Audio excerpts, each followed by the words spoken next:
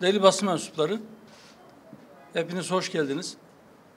İlginiz için teşekkür ediyorum.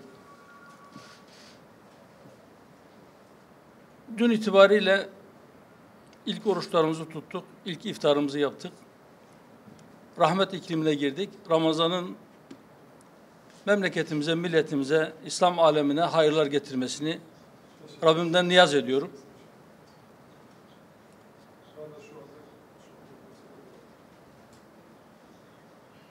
Malumunuz olduğu üzere 5 Ocak 2023 tarihinde Sayın Cumhurbaşkanı'yla bir görüşmemiz olmuştu.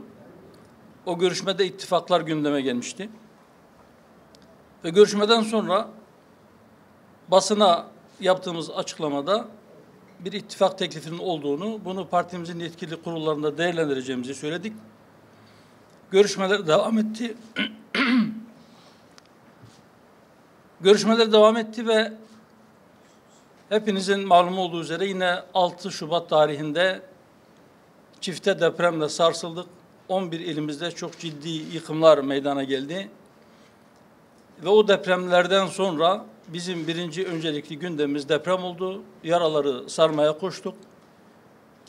O dönemde ittifakla ilgili görüşmeler bir anlamda kesintiye uğradı.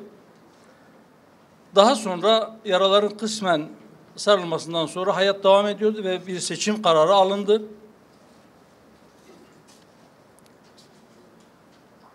Bu seçim kararından sonra Sayın Cumhurbaşkanı'nın seçimlerin yenilenmesine dair kararı imzalamasından sonra Yüksek Seçim Kurulu aynı gün toplandı.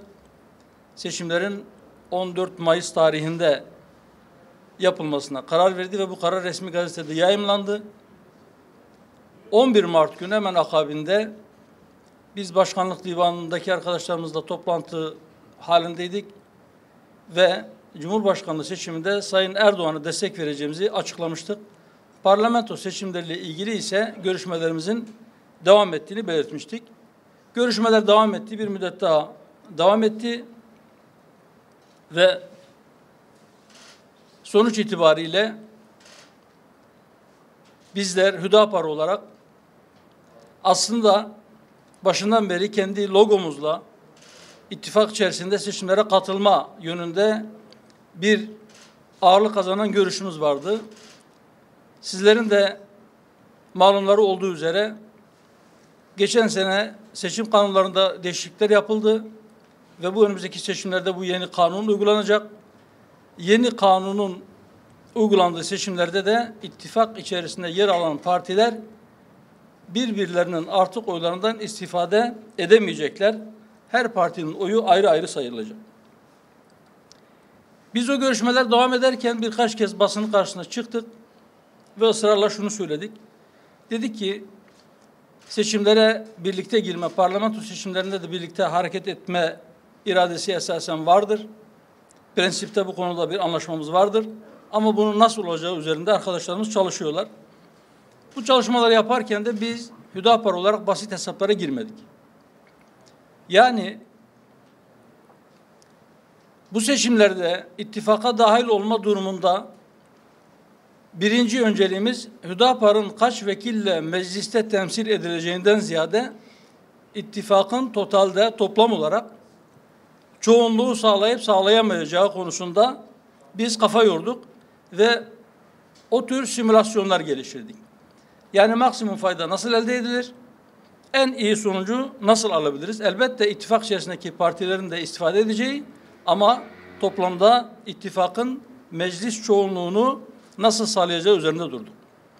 Bu seçimlerde bizler için birinci öncelikli hedefimiz Sayın Cumhurbaşkanı'nın, Sayın Erdoğan'ın 14 Mayıs'taki seçimlerde yine ipi önde göğüslemesi ve bir dönem daha Türkiye'yi idare etmesi. Akabinde ikinci sırada gelen önceliğimiz de şu oldu. Eğer Sayın Erdoğan Cumhurbaşkanlığı seçimini kazanıp Cumhurbaşkanı olarak 5 yıl daha memleketi idare edecekse ama mecliste çoğunluk muhalefetin eline geçecekse bizi zor ve kritik bir süreç bekliyor. Bundan dolayı biz istedik ki meclis seçimlerinde de çoğunluk sağlansın.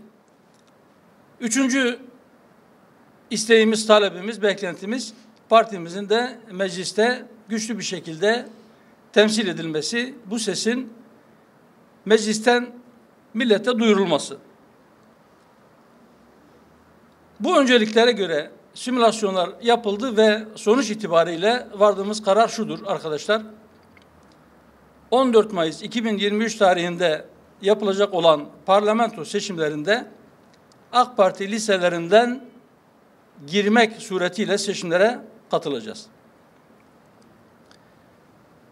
Zira kendi logomuzla katılmamız durumunda biraz önce bahsettiğim gerekçelerle ve bahsettiğim önceliklerin gerçekleşmeyeceği düşüncesiyle böyle bir karar alma bir anlamda bir zorunluluktu. Biz de bu karara vardık. Varmış olduğumuz kararın milletimiz için, memleketimiz için ve partimiz için hayırlara vesile olmasını diliyorum.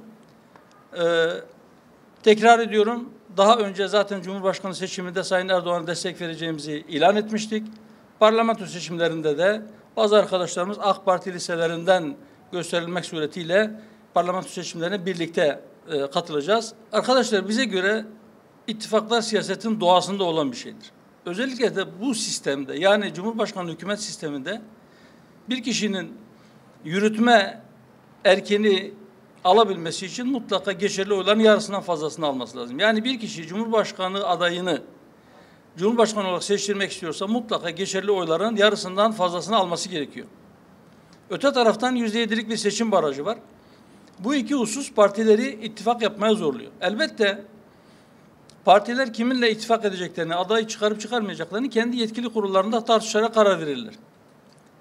Kim adayı çıkardı, kim çıkarmadı, kim kimi destekliyor, onlar o partilerin iç mekanizmalarında alınacak kararlardır. O konuda biz yorum yapmayız. Dilin sertleşmesiyle ilgili de biz sadece bu seçim döneminde değil, çok uzun yıllardır biz bu konudan şikayetçiyiz. Ve biz bu seçimle ilgili de şunu söyledik. Dedik ki biz 14 Mayıs'ta bir seçime gideceğiz, savaşa değil. Dilin bu kadar sertleşmesi iyi bir şey değil. Biz bundan şikayetçiyiz. Bunun olmaması gerektiğini düşünüyoruz. Zira şunu unutmamamız lazım. 14 Mayıs'ta kim seçilirse seçilsin, bütün ülkenin cumhurbaşkanı olacaktır. Sadece kendisine oy verenlerin değil. Dolayısıyla herkesin dilini ona göre gözden geçirmesi, kontrol etmesi ve kırıcı üsluptan vazgeçmesi bizim tavsiyemizdir, bizim önerimizdir, bizim tercihimizdir. Biz sertleşmemeye, dilimizi sertleştirmemeye azami derecede gayret sarf ettik. Diğer siyasi partilerden de bunu bekliyoruz. Her siyasi partinin kendine ait bir parti programı vardır.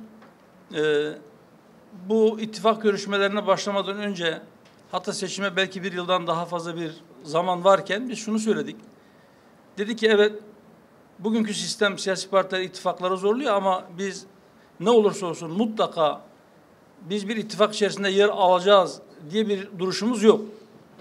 Eğer biz kendimiz kalarak, kendi kimliğimizde, kendi programımızla bir ittifak içerisinde yer alabileceksek, böyle bir teklif gelirse bunu değerlendiririz dedik. Ve neticede de bu ittifakın içerisinde, diğer ittifakın içerisindeki partiler için de aynı şey geçerli. Programları birbirinden çok farklı olan partiler vardır. Her parti bu ittifakın içerisinde, bu ittifakların içerisinde kendi tüzel kişiliğini, kendi hükmü şahsiyetini muhafaza ediyor. Partilerden birisi diğerine iltihak etmiyor, diğerine katılmıyor, diğeriyle aynılaşmıyor.